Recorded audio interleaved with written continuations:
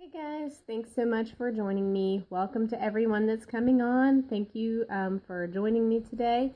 Welcome to all of my replay viewers. Hello, my name is Keely, and I am the owner of lovehopeadventure.com. I blog about marriage advice and tips and tricks for your marriage.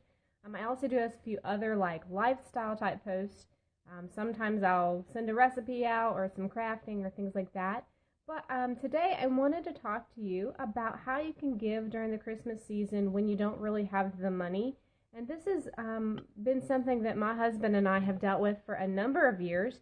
It seems like by the time the end of the year rolls around, we can really struggle to have a little bit of extra to buy gifts for our family. And we have very simple things that we do for our kids. We don't spend a ton of money anyway. And but there's been years where we've had literally nothing to spend. So I put together a couple of ideas of some things you can do to give without spending any money. And I actually wrote this post originally on moneysavingmom.com. If you want to visit my website, lovehopeadventure.com, and find out about that link to that post, I will put it on my Periscope page. So you can go to lovehopeadventure.com/Periscope. And if you are struggling financially this year, I suggest that you go to this website, moneysavingmom.com. She has a lot of great deals that she posts over there, a lot of really good ideas. Lots of couponing. She's a great person for personal finance. And I have this particular blog post on there, how to give at Christmas when you don't have any money. So a couple of the things that I suggested that you can do is one, hand-me-downs. And I know that this is not necessarily socially or culturally acceptable to give away your used things or buy used things for the rest of the world, but this is definitely something you can do with your children and in your home. You can look for some old things that you have to give to your kids. I suggest if you have old clothes and shoes and purses or whatever, old ties and stuff, you can put them together for your kids in a dress-up box, and that is totally free to you, and they will love it. And if you have an old device, say an old cell phone or an old computer or something else that you have had to replace over the years, you can give that to your kids as well, or even to each other. It's possible maybe you want to give something like that to your spouse, that you have something older that you aren't using anymore, so pass it over.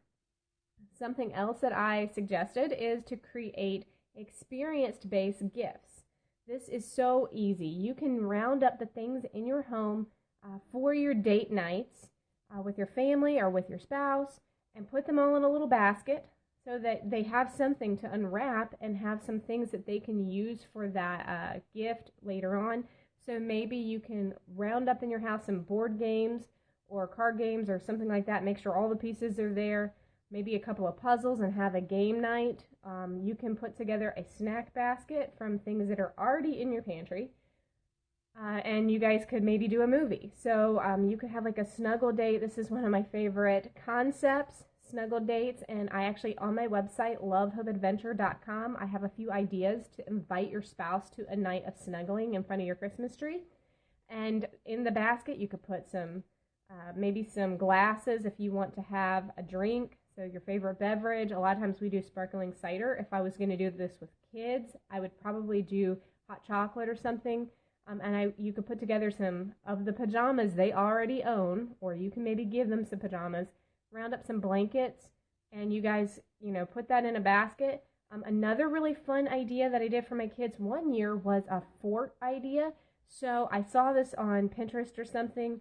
They just had a big blanket, and inside the blanket, they put all of these things that you could have in your fort, like flashlights and, pillows and maybe extra blankets and stuff, and then the pins for them to pin it around chairs. I did that one year. It was so much fun for the kids.